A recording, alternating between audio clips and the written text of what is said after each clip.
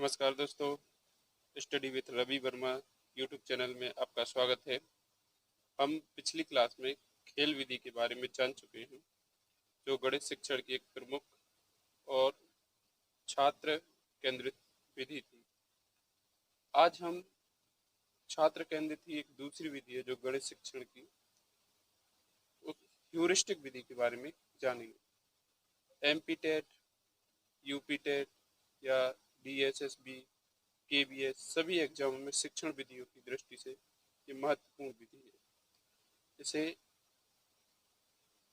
कई क्वेश्चन बनते हैं, लगभग एक या दो प्रश्न आ ही जाते हैं हर एग्जाम में। अभी Madhya Pradesh MP TET grade 3 वाला होना है जो एग्जाम, उसके हिसाब से ये बहुत ही महत्वपूर्ण विधि है। तो कृपया अच्छे से समझें और मेरे चैनल को सब्सक्राइब जरूर कर लें। ह्यूरिस्टिक विधि, ह्यूरिस्टिक विधि इसकी बात करें तो इसके जो जनक है, सबसे पहले जनक, इसके जो जनक हैं वो है आर्मस्ट्रॉन्ग। इनका पूरा नाम है हेनरी एडवर्ड आर्मस्ट्रॉन्ग। ह्यूरिस्टिक विधि जो है वो ग्रीक भाषा के ह्यूरो शब्द, ह्यूरिस्को शब्द से बनी है। ह्यूरिस्को शब्द का जो अर्थ है वो होता है I find out, I find out. Hindi में इसे बोलते हैं मैं खोजता हूँ, मैं खोजता हूँ। इस विधि के अन्य नाम भी हैं, जैसे खोज विधि,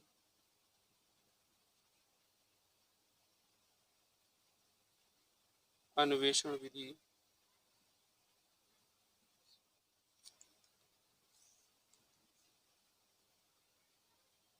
या अनुसंधान करता विधि, अनुसंधान विधि। इसमें बालक जो है वो अपनी संज्ञानात्मक शक्तियों की सहायता से तथ्यों का अवलोकन, अध्ययन और परीक्षण करता है और इन सब को करते हुए वह समस्या समाधान तक पहुंचता है, कुछ नवीन निष्कर्ष भी निकालता है। तो ये जो विधि है एक तो छात्र केंद्रित है, छात्र केंद्रित विधि है क्योंकि इसमें छात्र स्वयं करके सीखता है, स्वयं करके सीखता है। और एक शिक्षक जो है वो मार्गदर्शक की भूमिका में रहता है। ये जो विधि है वो प्रतिभाशाली बालकों के लिए अति महत्वपूर्ण होती है, प्रतिभाशाली बालकों के लिए महत्वपूर्ण होती है।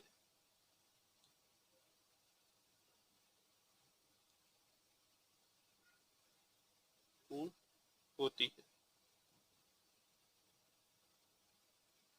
इस विधि में छात्र स्वयं खोजता है और समस्या समाधान तक पहुंचता है और शिक्षक उसकी सहायता करता है। शिक्षक उसे जो आवश्यक संसाधन है उसकी लिए उपलब्ध करवाता है। इसमें होता क्या है, सबसे पहले छात्र के पास कोई समस्या उत्पन्न की जाती है। इसके जो सोपान है, सोपान बोल दीजिए, पद बोल दीजिए या चरण, बात एक ही है। इस विधि के प्रयोग कैसे करते हैं? इस विधि में सबसे पहले शिक्षक का एक काम होता है कि वो छात्रों के समक्ष कोई ऐसी समस्या उत्पन्न करे या समस्या प्रस्तुत करे जिसमें छात्र का थोड़ा सा पूर्व ज्ञान भी सम्मिलित हो। समस्या ऐसी नहीं होनी चाहिए कि छात्र को बिल्कुल ज्ञान ही ना हो, जैसे कि छात्र को थोड़ा सा पिछली कक्षा में उसने कुछ पढ़ा हो उसके बारे में, या कुछ ऐसी समस्या जिससे उसका पूर्व ज्ञान हो। तो छात्र को सबसे पहले क्या, समस्या की उपस्थिति या समस्या का ज्ञान करवाना चाहिए और उसको स्पष्ट ज्ञान करवाना चाहिए। जब छात्र समस्या को देखता है तो उसके लिए तथ्यों का एकत्रीकरण, कुछ ना कुछ देखता है, उस समस्या को कैसे हल करे या उससे कैसे पार पाया जाए, तो उसके लिए वो कुछ तथ्यों को खोज करता है, उनको इकट्ठा करता है। तो एक शिक्षक की ये महत्वपूर्ण भूमिका होती है कि वो उसमें उसकी सहायता करे कि छात्र अगर ये समस्या है तो इस समस्या के लिए आपको इस पुस्तक में से या इस क्षेत्र से अवगत होना चाहिए, ताकि वो उनके लिए सहायता प्रदान करे, एक मार्गदर्शक के रूप में कार्य करे। और उसकी समय समय पर कोई भी शंका है तो उनका समाधान भी करना चाहिए। अब जब जब छात्र तथ्यों की खोज कर लेता है तो वो कई प्रकार के अनुमान लगाना प्रारंभ कर देता है और उस विषय में कई अनेक अनुमान लगाता है, जिनमें से कुछ सही होते हैं, कुछ गलत। और इन अनुमान को बोलते हैं परिकल्पनाएं। मतलब जब छात्र समस्या प्रस्तुत होती है उसके बाद तथ्यों की खोज करता है तो वो कई प्रकार की परिकल्पनाओं का निर्माण करता है या अनुमान लगाता है, तो उनमें से कुछ अनुमान सही होते हैं तो उनका वो परीक्षण करता है और जो गलत होते हैं उनको वहीं छोड़ देता है। तो परिकल्पनाओं का परीक्षण करता है। तो पहले उसके सामने समस्या की उपस्थिति हुई, फिर उसने तथ्यों की खोज की, फिर उसने क्या अनुमान लगाया या परिकल्पनाओं का निर्माण किया, और उन परिकल्पनाओं के निर्माण के बाद उसने उसका क्या किया, परीक्षण किया। और जब परीक्षण किया तो उन परिकल्पनाओं में सत्यता पाई गई, तो उसने उसका क्या किया, नियम बना लिया या निष्कर्ष निकाल लिया। तो ये खोज विधि के चरण है या सोपान है। कैसे, सबसे पहला जो इसका चरण होता है उसमें क्या होता है, समस्या की उपस्थिति होनी चाहिए। समस्या की उपस्थिति होनी चाहिए। पहला इसका जो चरण है वो क्या है, छात्रों के समक्ष समस्या की उपस्थिति होनी चाहिए। दूसरा जो इसका है, तथ्यों की खोज। तथ्यों की खोज। और जब तथ्यों की खोज हो जाती है तो छात्र क्या, अनुमान लगाना प्रारंभ करते हैं। और अनुमान या इन्हीं को हम बोलते हैं परिकल्पना, परिकल्पनाओं का निर्माण। और जब परिकल्पनाओं का निर्माण हो जाता है तो उनका क्या करता है, परीक्षण।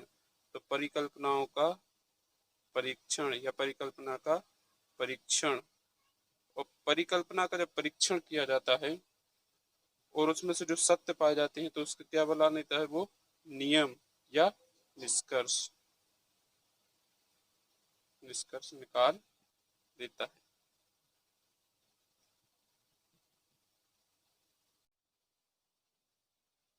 इस प्रकार से वह इसके ह्यूरिस्टिक विधि को सीखता है। और ह्यूरिस्टिक विधि एक तो छात्र केंद्रित है और स्वयं करके सीखता है। अगर इसके सिद्धांतों की बात की जाए तो इसमें कई प्रकार के सिद्धांत काम करते हैं। सिद्धांत तो सबसे पहला है क्रियाशीलता का सिद्धांत। क्रियाशीलता का सिद्धांत।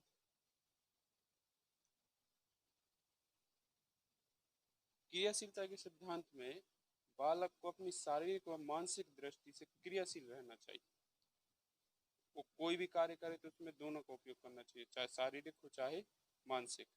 इसमें करके सीखना सबसे महत्वपूर्ण होता है। दूसरा होता है पूर्व अनुभवों को प्रयोग का सिद्धांत। प्रयोग का सिद्धांत। पूर्व अनुभवों के प्रयोग का सिद्धांत से मतलब ये है कि छात्रों के समक्ष वे ही समस्याएं रखी जाए जिनका समाधान वे पूर्व ज्ञान या कौशल के आधार पर निकाल सके। उनके सामने ऐसी कोई भी चीज नहीं होनी चाहिए जो वो एकदम नई हो। तीसरा है प्रेरणा का सिद्धांत। एक शिक्षक का एक कर्तव्य होता है कि वो हमेशा अपने छात्रों को प्रेरित करे, चाहे परिस्थितियां विषम हो या सम हो। उनको जीवन या कई प्रकार की सुनानी चाहिए जिनमें ओज पोज ओज गुण की प्रभावशीलता हो, ताकि भविष्य में होने वाली कठिनाइयों के बारे में वो जान सके। तो एक शिक्षक को हमेशा प्रेरित करते रहना चाहिए अपने छात्रों को। चौथा है रुचि का सिद्धांत। ये सबसे महत्वपूर्ण होता है और सभी में लगभग, अगर छात्रों की रुचि नहीं है तो वो कोई भी कार्य नहीं करते। इसलिए हमें अध्यापक को हमेशा ये याद रखना चाहिए कि छात्र के समक्ष वही चीज प्रस्तुत करनी जिसमें वो रुचि हो। लेते हों। ऐसा ना हो कि वो अपन को कोई भी चीज बताए तो वो उसे बोझ समझे। ठीक है, तो अपन को हमेशा उनके रुचि के अनुसार कार्य देना चाहिए। और पांचवा जो होता है वो है स्वतंत्रता का सिद्धांत। बच्चों को स्वतंत्रता प्रदान की जानी चाहिए। ये लगभग उनके सिद्धांत हैं जो ह्यूरिस्टिक विधि में एक छात्र के लिए दिए जाने चाहिए, और वो कार्य करता है, उसी के अनुसार कार्य करता है। इस विधि के गुण की बात की जाए, गुण, तो यह सबसे पहली बात है कि छात्रों में वैज्ञानिक दृष्टिकोण का विकास करता है। छात्रों में क्या करता है? वैज्ञानिक दृष्टिकोण का विकास। वैज्ञानिक दृष्टिकोण का विकास। इसमें छात्र जो है वो आत्मनिर्भरता का विकास होता है। छात्र की आत्मनिर्भरता का विकास होता है।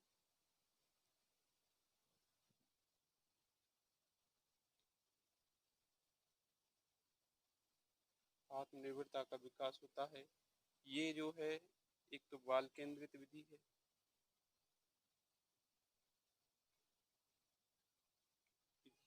ठीक।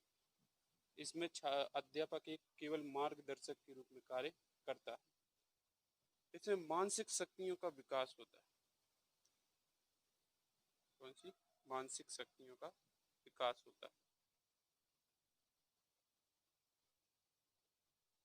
क्योंकि बच्चा जितना ज्यादा सोचेगा तो उसमें मानसिक व्यक्तित्व का भी विकास होगा।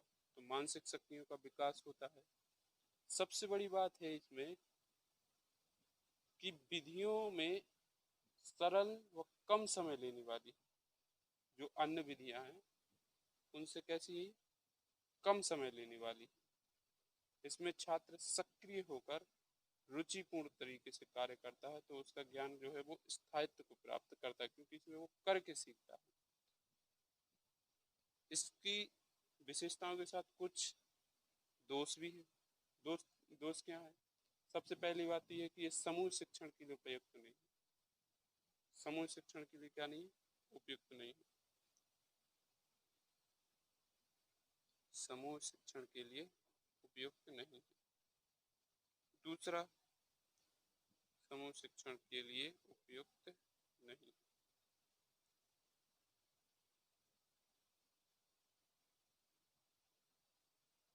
ये छोटे छात्रों के लिए भी उपयुक्त नहीं, क्योंकि समस्या समाधान करने के लिए थोड़ा सा ये माध्यमिक व उच्च माध्यमिक के लिए आवश्यक है। क्योंकि प्राथमिक स्तर का बच्चा उतना नहीं कर पाएगा। उसके पास कोई समस्या रखेंगे तो वो उसको ना सोच ना अपनी परिकल्पनाओं का निर्माण कर सकता है, ना ही तथ्यों का इकट्ठा कर सकता है। तो ये प्राथमिक स्तर के लिए अनुपयुक्त है। सबसे बड़ी दिक्कत है इसमें, अगर बच्चे को इस विधि का प्रयोग करवाएंगे तो पाठ्यक्रम समय से पूर्ण नहीं होगा उसमें, क्योंकि इसमें समय ज़्यादा लगता है थोड़ा, और संसाधन की कमी के कारण। सबसे बड़ा क्या है? संसाधन या परिश्रम की उपलब्धता नहीं हो पाती। परिश्रम भी ज़्यादा लगता है और संसाधन भी उपयुक्त होते हैं। तो ह्यूरिस्टिक विधि में आज इतना ही, और इसके आगे हम कल एक नई विधि का लेकर आएंगे। उसके लिए आप चैनल को सब्सक्राइब कर लीजिए। धन्यवाद।